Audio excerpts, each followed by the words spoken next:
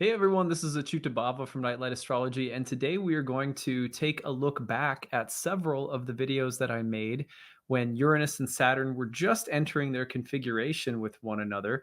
This was 2000, the end of 2020 into 2021. Saturn entering the sign of Aquarius started to move into a square with Uranus and Taurus. We've dealt with several exact squares between the two planets, and right now, in the month of September 2022 and into October, the two planets are coming back together again one last time into a square. It's not perfect, but it's very close.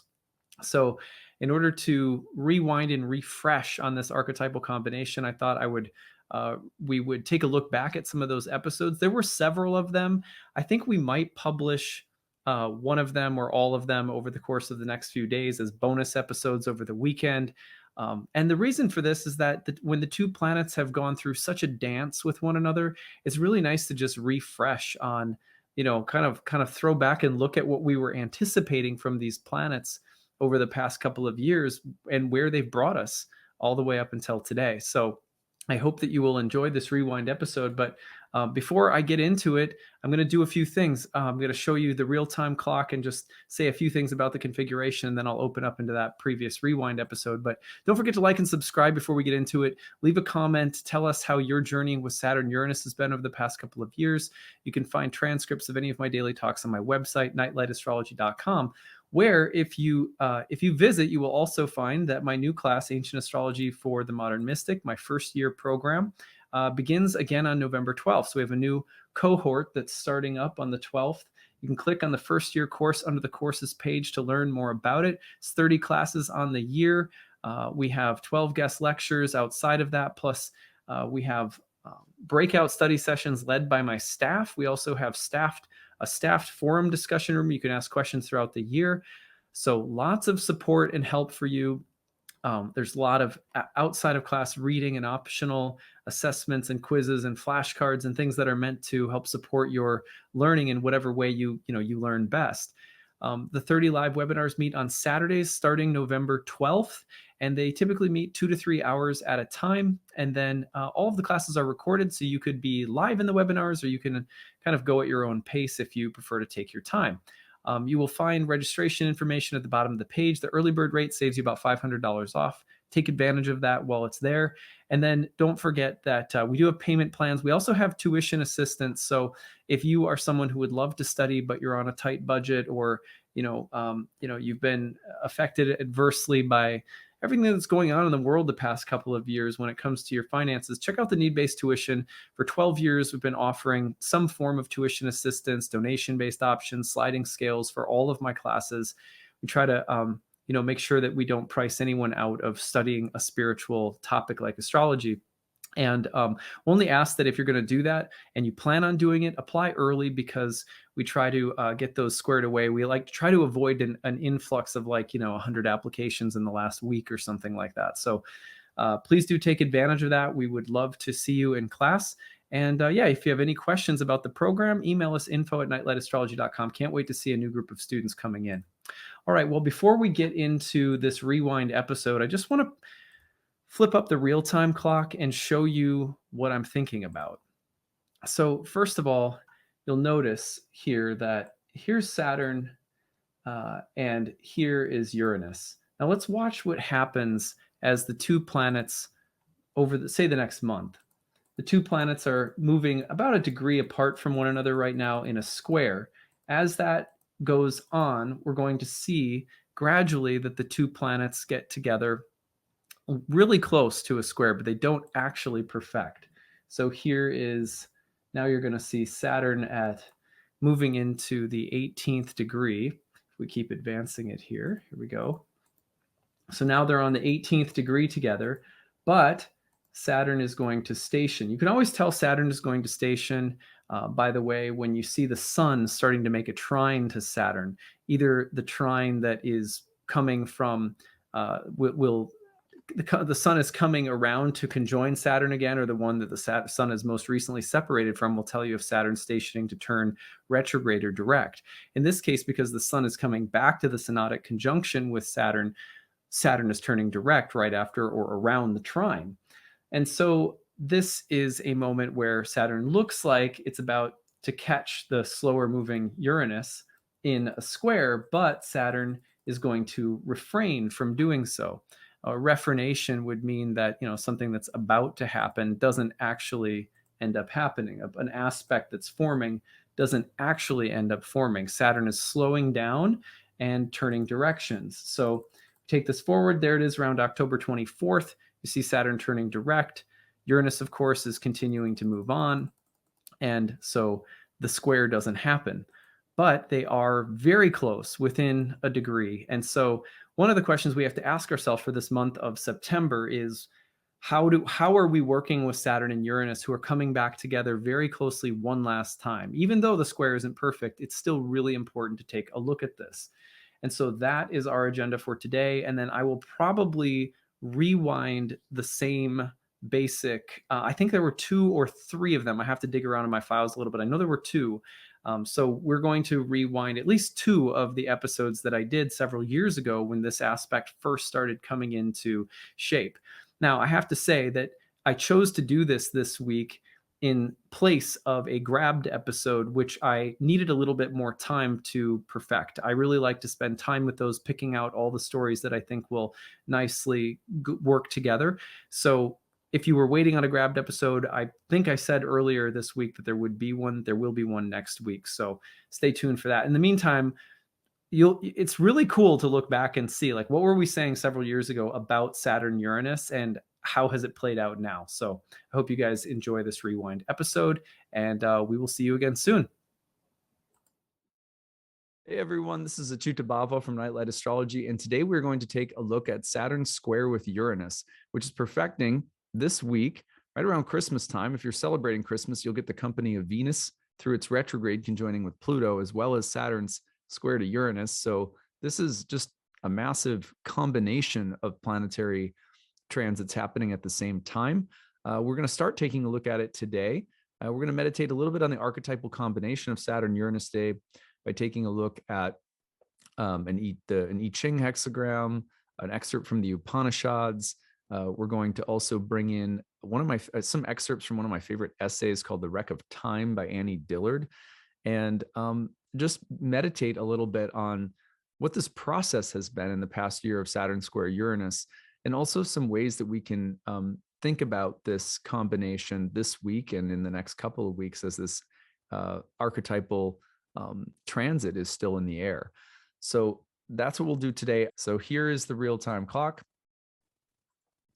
And what I want you to notice is Saturn at 10:49 right now and Uranus at 11:08. So what we are essentially saying is that if we advance this just a couple of days, this is Thursday, December 23rd, into Friday, December 24th, Saturn will move through the square with Uranus. Of course, it's present within a degree all the way to, first week of January. At the same time, this week, Venus will retrograde through its conjunction with Pluto, and that will happen on December 25th on Christmas Day. So it is most definitely a powerful week, powerful signature for the holidays. So I'm like, every time I think about it, I'm imagining like Christmas boxes flying across the room in like open warfare under the Christmas tree lights, like someone spiked the eggnog. Uncle Jimmy is like, in the corner talking to Jesus with his eggnog spiked. Everyone is battling. So I'm like, I'm hoping it goes well for everybody. But it's a pretty intense energy. And what I want to do, first of all, is just talk about this from a philosophical point of view, and then ask some guiding questions for us that came out of the meditation I did this morning on this transit. So Saturn and Uranus can speak to 2 very different realities. Let's talk about Saturn first. Saturn can be described as the march of time. Okay, so when you think about Saturn, people always say, well, it's the Lord of Karma, it's time. It's like, well, what do you mean by that, right? What do you mean by that? In the Vedic philosophical tradition, time is actually a quality of God. It's like a dimension or aspect of God. And time is also talked about as a weapon of God, as a way that God has of enlightening wandering souls, as well as a way that God has of annihilating things, of constantly creating and destroying things, both creation and destruction through time, the weapon of enlightenment through time, also as a quality of reality that is itself said to be anadi, which means without beginning. So time itself is described as beginningless. Now, time can come to an end insofar as Vishnu may inhale all of the galaxies back into Vishnu's body and then exhale them back out, and temporarily the time-bound world is gone. But then Vishnu will breathe them back out and time moves again. And when it moves, it's always been moving. It's a strange thing to think about. It's almost like imagining a fire that's always been, and yet this fire is like breathing. It's as though, you know, the fire is kind of pulsing in and out. And you can also imagine time. Plato said time is the moving image of eternity, that there's something about time that reflects the nature of something timeless, that the way things happen in time reflects something of timelessness. So you can almost imagine that time is like a river that's moving in both directions at once as well. Time is described by ancient mystics as circular, eternal, without beginning, like a river moving in a circle and moving. There are currents moving in both directions in the circle simultaneously at different levels or at different depths or something like that. So when you think about time, it's important to first give it some body and give it some dimensionality, because when we think of time and we attribute that to Saturn, often we're thinking in a very linear manner. We're thinking about a kind of time that moves forward along a linear straight line from the past into the future. But when ancient astrologers thought about time, that's not the way they thought about it. They thought about cycles and seasons of time. And they thought about the soul, the eternal, immortal soul, as at its worst, trapped in time, trapped in this circular, multi-dimensional, multi-leveled, backward and forward flowing dimension of God, of God's enlightenment weapon, right? It's a little heavy, but pretty beautiful and interesting to think about too. One of my favorite mantras from the Sri Ishopanishad says, the wise have explained to us that one result is derived from the culture of vidya, which means like illumination or knowledge. And it is said that a different result is obtained from the culture of avidya, which is like darkness or illusion. Then in the next mantra, says only the person who can learn the processes of illusion and darkness and those of illumination or transcendental knowledge side by side can transcend the influence of repeated birth and death, which is also time, and enjoy the full blessings of immortality, which is also a way of saying enlightenment or vidya and illumination. So that's a beautiful verse. Now, interestingly, Saturn in ancient astrology was not only associated with time and the time bound and this weird river of eternal, like an eternal cycle of dominoes that are knocking each other over, but then as they knock each other over, new ones get up. So it's like this crazy eternal domino sequence. And we think we're getting somewhere. Well, I'm going to do something to be happy. Well, I'm going to do something to avoid pain. But as long as we're playing around in the rivers of time, the sequences will keep moving, and it's not going to be easy to get comfortable or to feel like we've arrived anywhere. This is why so many people end up slapping a meme on their wall at some point that says, it's the journey, not the destination. Because after a while, we start scratching our heads and going like, hey, you notice that this thing like just keeps going? you know, how did we get here?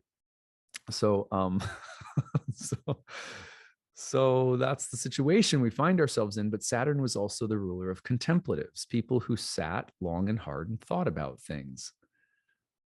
And they thought about things from a distance. They were like, hey, have you ever noticed there's this crazy domino circle, just keeps going and going and going?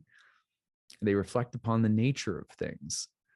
And as they live their lives moving through the time-bound world, they start simultaneously recognizing its nature and starting to have other kinds of insights that, in a sense, start to illuminate the way that they see the world, starts to illuminate their mind and it gives a perspective that even though we're within time, it's as though we're rising out of it. We're experiencing something about who we are as timeless, eternal beings within the time bound.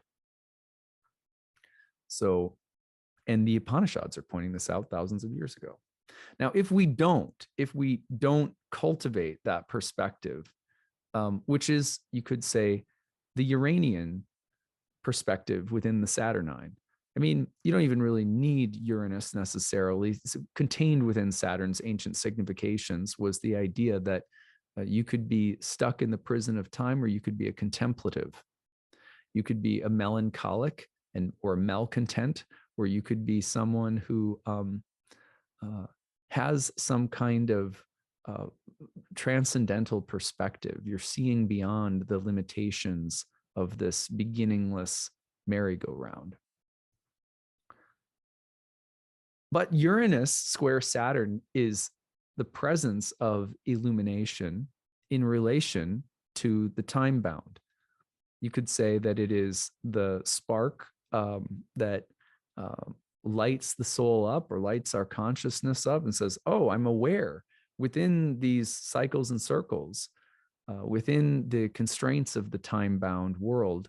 I'm a little spark. I'm a little Atman. I'm a little spark of God. I'm a little Jiva. I'm aware. I'm awake. And then, because the two get together like that, it can create the need or the desire to reframe our lives in terms of a perspective that transcends the ordinary, or previously held beliefs that were limited, or ways of living our lives that were, habitual, and that we were stuck in thinking, what was that? I think it was Einstein, or I don't remember who said it, but the definition of insanity is doing the same thing over and over and expecting a different result. So, Uranus comes along and says, don't do that. Let's change. Let's try something different.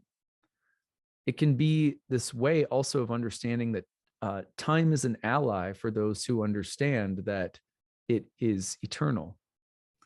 If you think you're going somewhere in time, that you'll get somewhere eventually, that it won't just keep cycling and circling, you're in trouble. But if you see it for what it is, this just eternal dimension of reality. It's just always moving through cycles and circles. You see it like that, then all of a sudden you're free within it, which is precisely what the Upanishads are telling us when they say only the person who understands the nature and processes of the realm of shadows, alongside of cultivating understanding, awareness, and transcendental knowledge, can really be free. So you could say Saturn Uranus is just the lightning strike that we need to help us move out of some conditioned state, some darkened state, into a more enlightened one. That's the ideal, right? What does the world look like when it's just the march of time, when it's nothing more than the march of time and we're lost in it? There's some excerpts from an essay that I want to read you by Annie Dillard, called The Wreck of Time.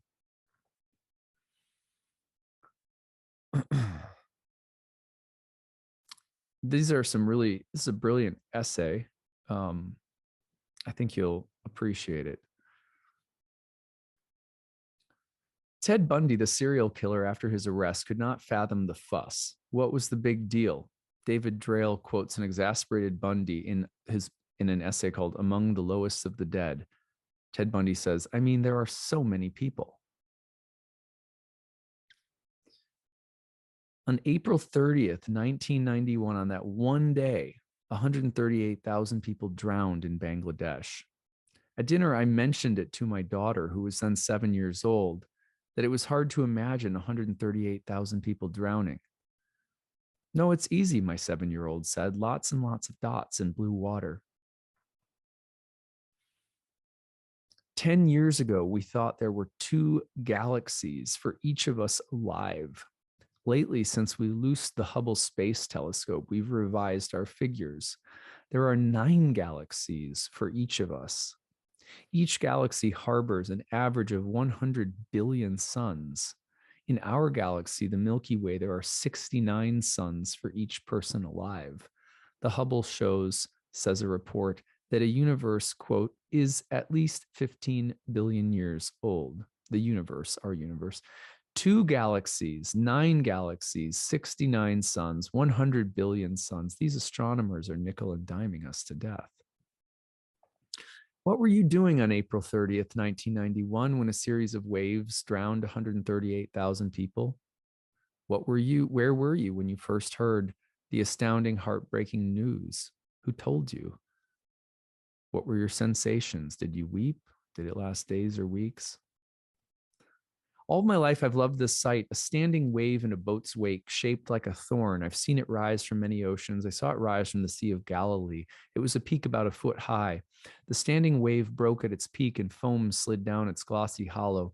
I watched the foaming wave on the port side. At every instant, we were bringing this boat's motor, this motion, into new water. The stir, as if of life, impelled each patch of water to pinch and inhabit the same crest. Each crest tumbled upon itself and released the slide of white foam. The foam's bubbles popped and dropped into the general sea while they were still sliding down the dark wave. They trailed away always, and always new waters peaked, broke, foamed, and replenished. What I saw was the constant intersection of 2 wave systems. Lord Kelvin first described them. Transverse waves rise abaft the stern and stream away perpendicular to the boat's direction of travel. Diverging waves course out in a V shape behind the boat. Where the waves converge, 2 lines of standing crests persists at an unchanging angle to the direction of the boat's motion. We think of these as the boat's wake. I was studying the highest standing wave, the one nearest the boat. It rose from the trough behind the stern and spilled foam.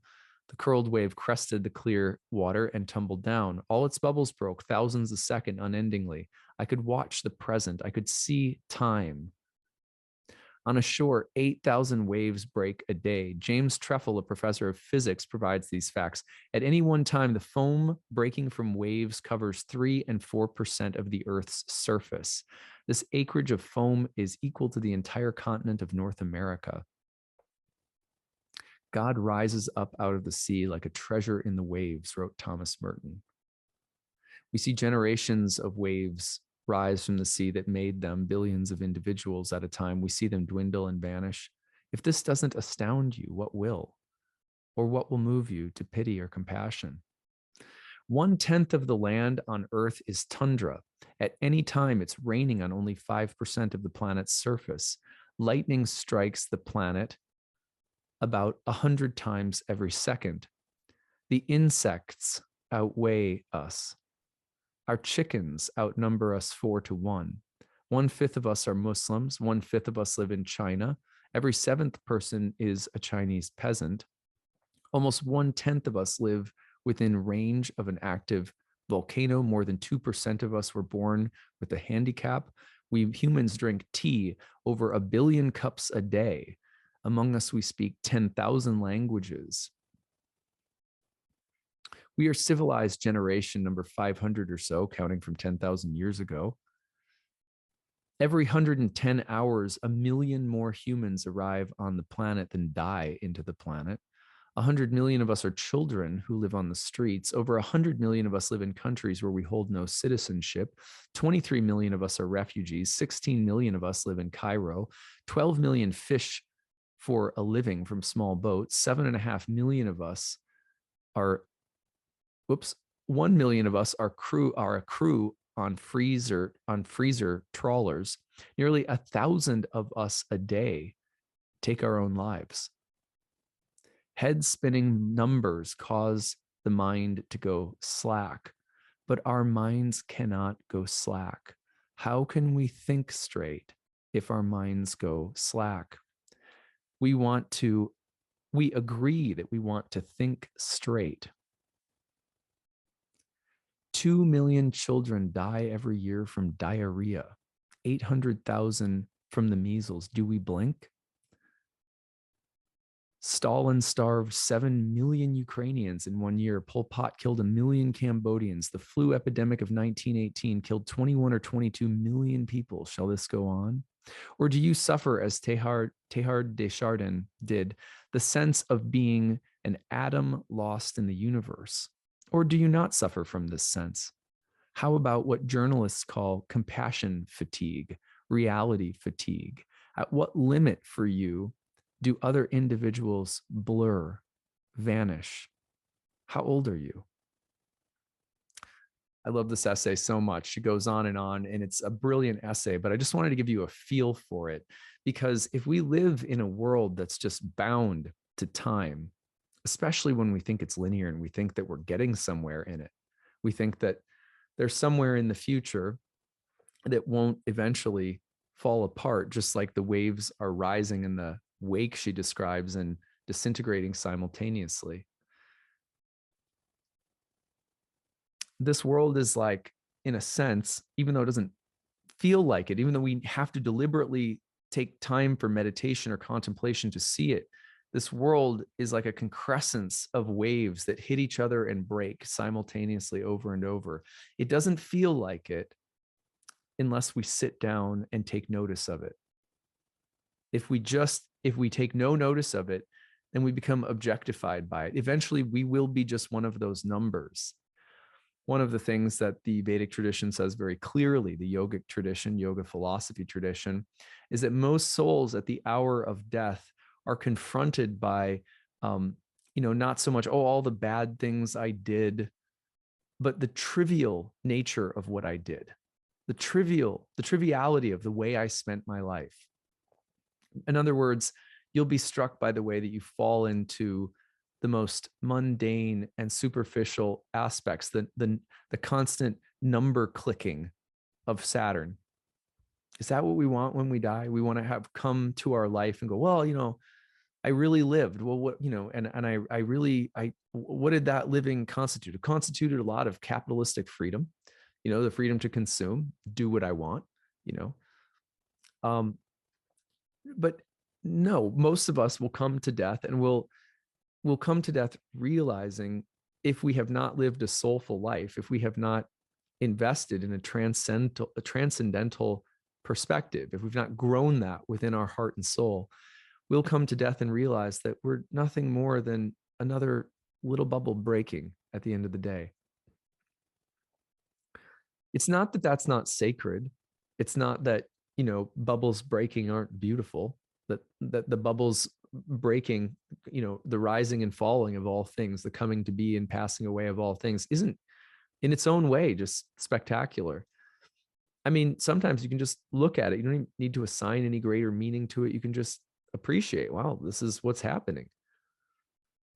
But from the standpoint of the ancient mystics who practiced astrology, the problem is that you're an eternal being.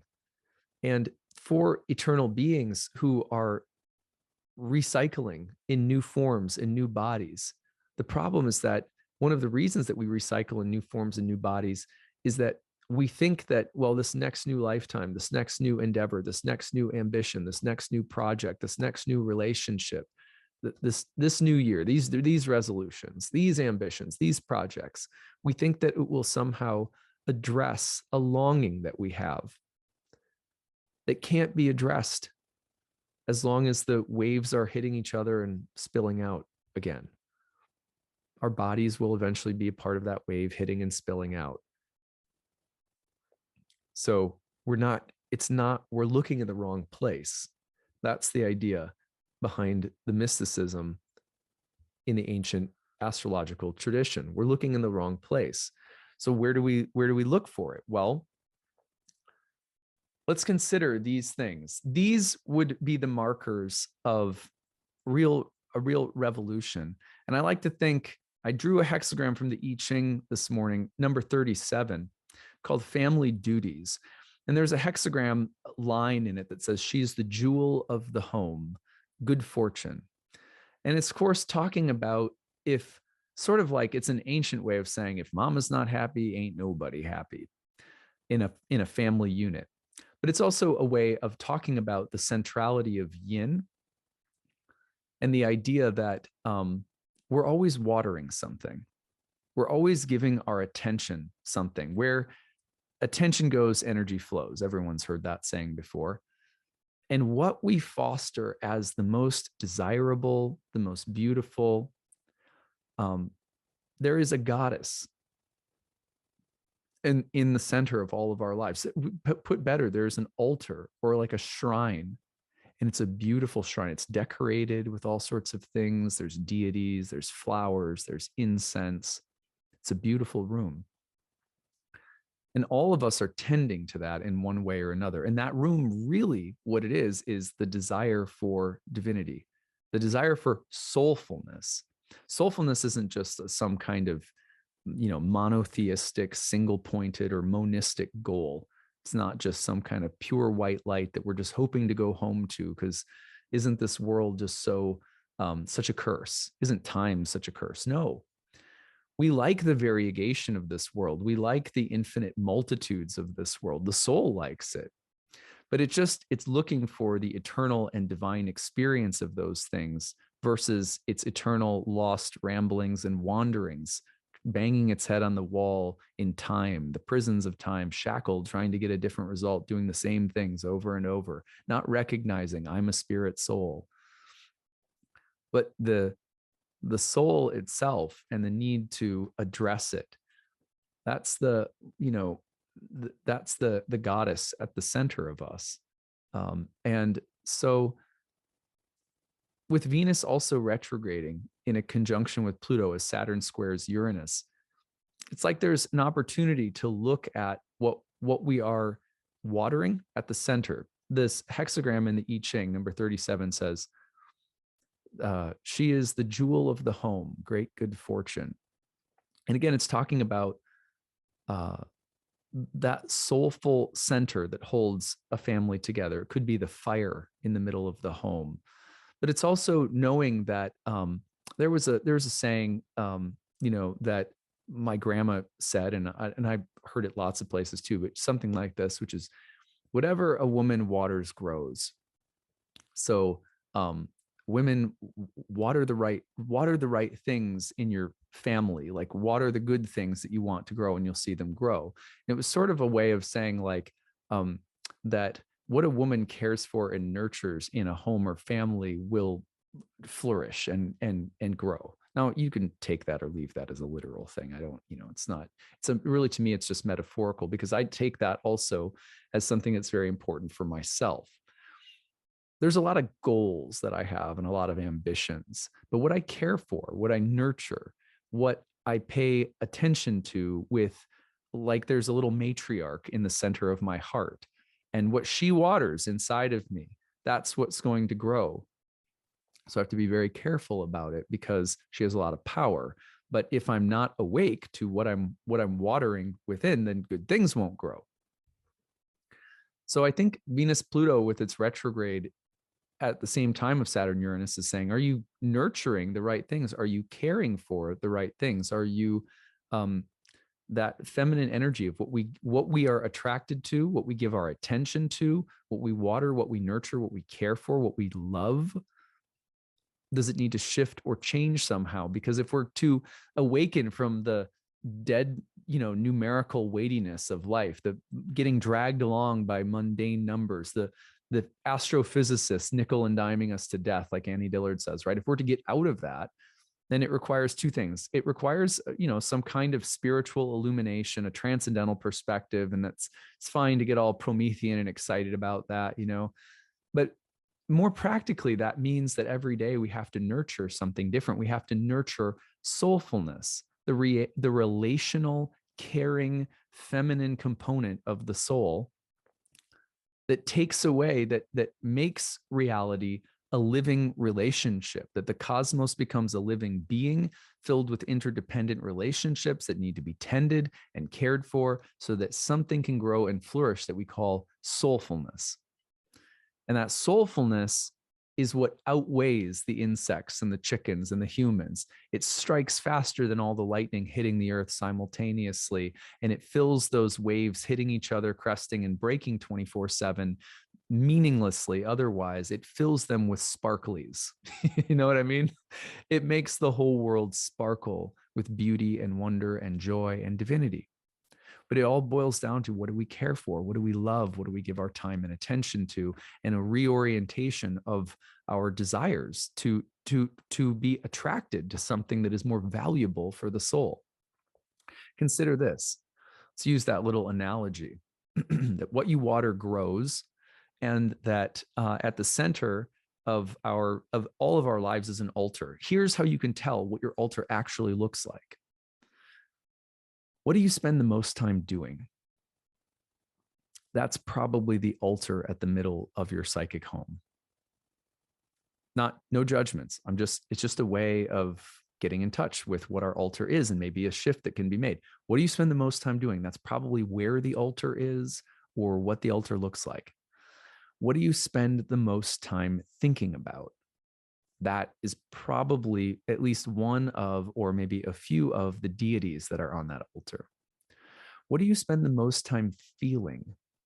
What kinds of feelings do you entertain or take in? Or what kinds of emotional states do you have? Those are like the flowers on that altar. What do you spend the most time talking about? That's like the incense wafting through the room. What do you spend the most time concerned with? Now, concern could be a good thing or maybe not a good thing. Worried or concerned, we'll call it. That's the way that you attend to the altar. What do you spend the most time doing with your body every day? That becomes the scent, the physical feeling of the room. What do you spend the most time looking at with your eyes every day? That becomes the posture of your meditation, the seat that you're on, maybe. Who do you surround yourself with every day? The people. Those are the religious or spiritual devotees in the room with you. Those are your fellow worshipers. And what do you read most of the time? Or maybe you don't read, but if you do, what do you take in information wise? What kind of information do you take in? That's your sacred scripture.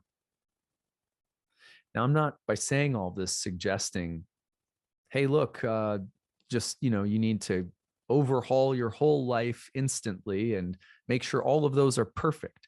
Revolution comes incrementally, especially with Saturn Uranus, because we slowly shift what we are doing, what we're thinking about, what we're feeling, and what we're talking about, what we're worried about, what we're doing with our bodies, what we're reading or looking at, who we are surrounding ourselves with.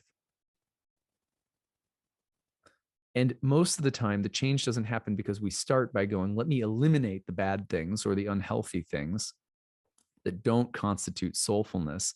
But instead, the changes start to happen because in each of those different areas, we add little things that are just a little bit healthier or more soulful. For example, we spend a little bit more time doing something that produces peace, contentment, reflection, that nurtures our inner life. We spend a little bit more time thinking about the things and people we're grateful for.